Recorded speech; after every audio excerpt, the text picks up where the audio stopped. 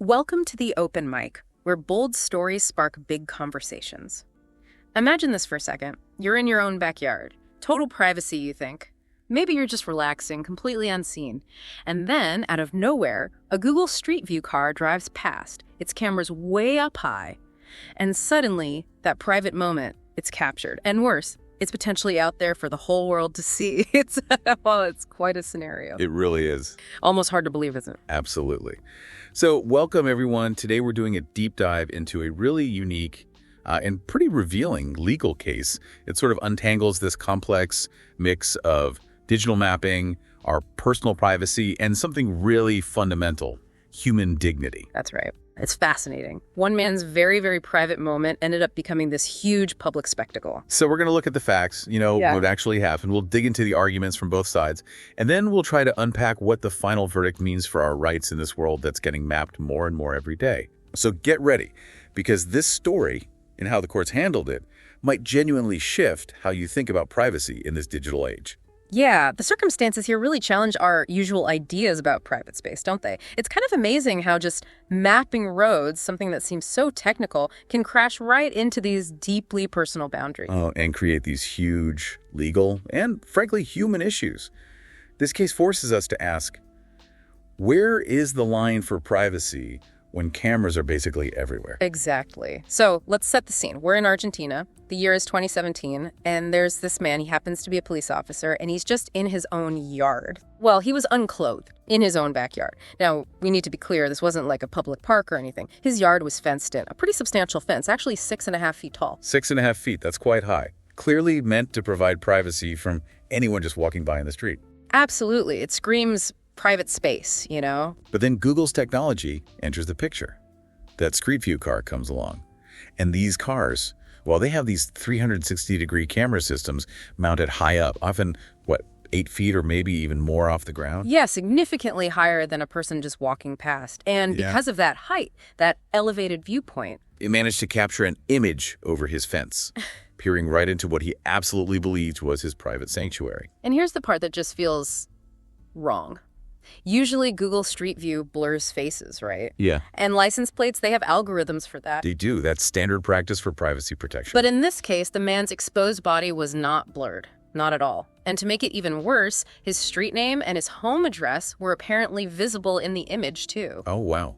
So completely identifiable. Totally identifiable. Which you have to ask, what was the fallout for him, especially being a police officer? Well, the fallout wasn't just quick. It was devastating. You hit on a key point there, him being a police officer. For someone in that position, reputation, standing in the community, it's everything. This wasn't just some abstract privacy breach. It was public humiliation. I can only imagine. He faced, immediate ridicule, embarrassment from colleagues, from neighbors. It hit his professional standing hard, and a deep assault on his personal dignity. It really shows that privacy isn't just about being anonymous. It's tied to our sense of self, our reputation, how people see us. Yeah, it became this public spectacle that threatened who he was in his community. Precisely. It wasn't just an awkward photo. It was an attack on his identity. So understandably, the man must have been furious. He insisted, look, my yard is private. That fence proves I expected privacy. Absolutely. He felt completely violated.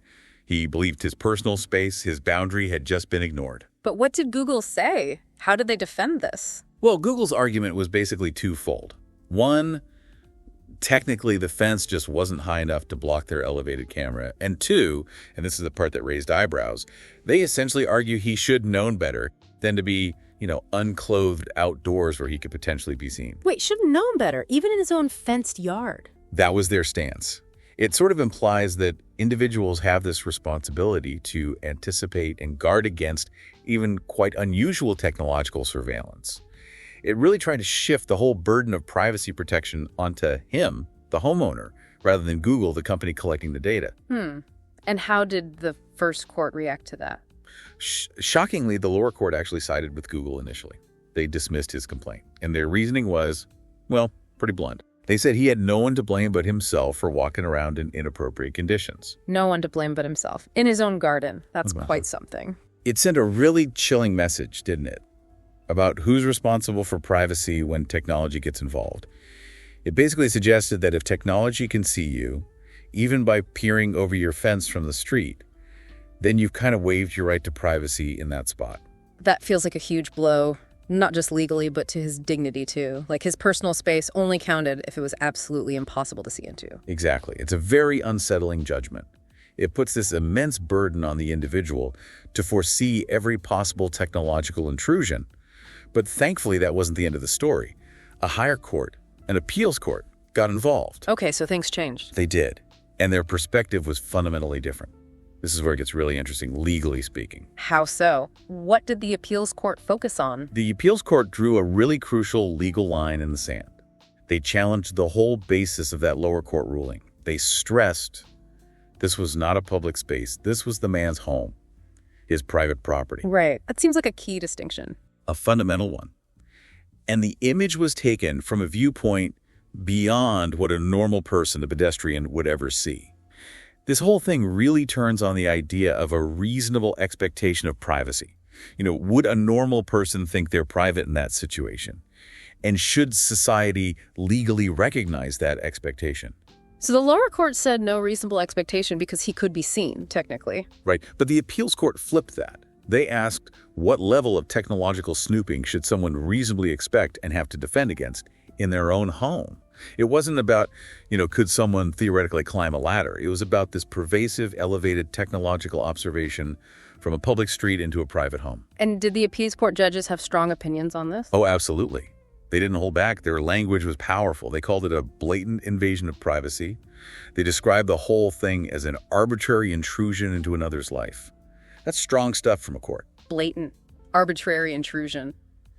That really emphasizes how seriously they viewed the violation. It's a strong defense of privacy at home. Definitely. It was a forceful pushback against the idea that technology automatically overrides those boundaries. And did they mention Google's own practices, like the blurring? Yes, and that was a really important point.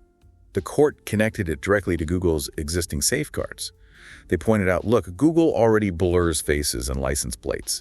They clearly understand the privacy risks, and they have the technology and the procedures to reduce those risks. Right. They already do it for some things. Exactly. So the court basically asked, why wasn't this applied here? Why wasn't the fully naked man, whose dignity was so obviously compromised, also blurred?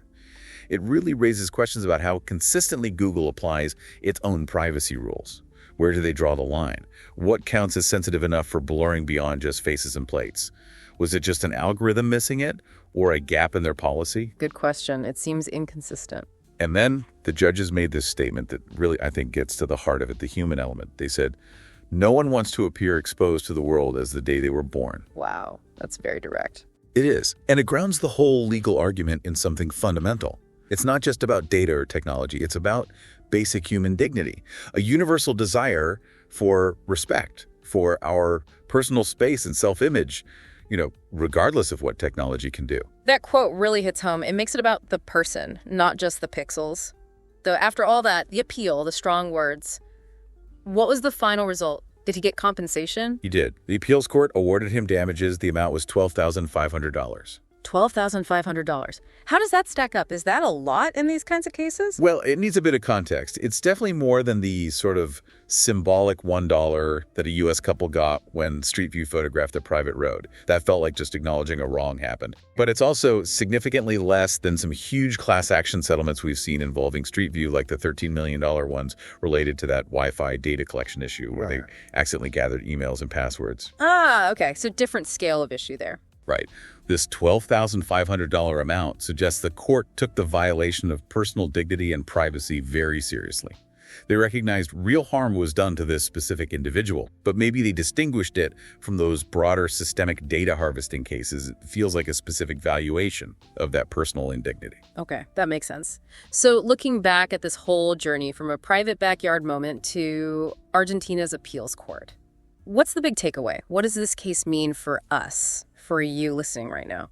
I think what's really fascinating here is how this case spotlights this ongoing global discussion about privacy in the digital era. Technology keeps pushing boundaries, right?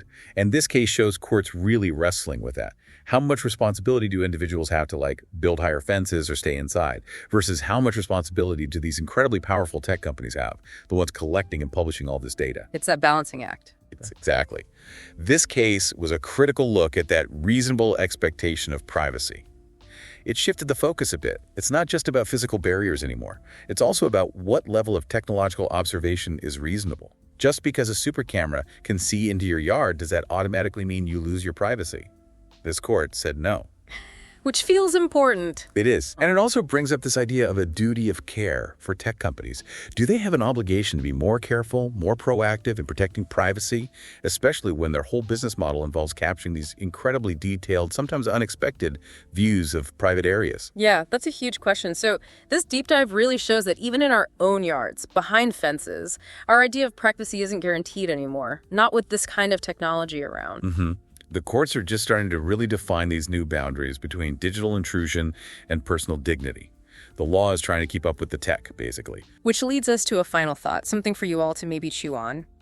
As these technologies like Street View get even better, even more pervasive, think about high-res drone images, maybe AI that can identify people from really weird angles. The possibilities are kind of endless and maybe a bit scary. Right. So, what new privacy challenges are coming down the pike with these even more powerful mapping and surveillance tools? Maybe the biggest question: whose job will it be to protect our personal spaces, our digital selves, from these constantly evolving intrusions? Is it on us? Is it on the companies? Is it on the courts? It's definitely something to think about, especially next time you maybe see one of those camera cars drive by, or just think about the digital trail we all leave. We really encourage you to consider your own thoughts on this. Digital privacy, unexpected exposure. Where do you draw the line in a world that seems determined to map everything? We'd love to hear your perspectives, or if you have other compelling stories you think deserve a deep dive. You can share them with us at theopenmicpodcasts@gmail.com. Thanks for joining us for this deep dive at The Open Mic.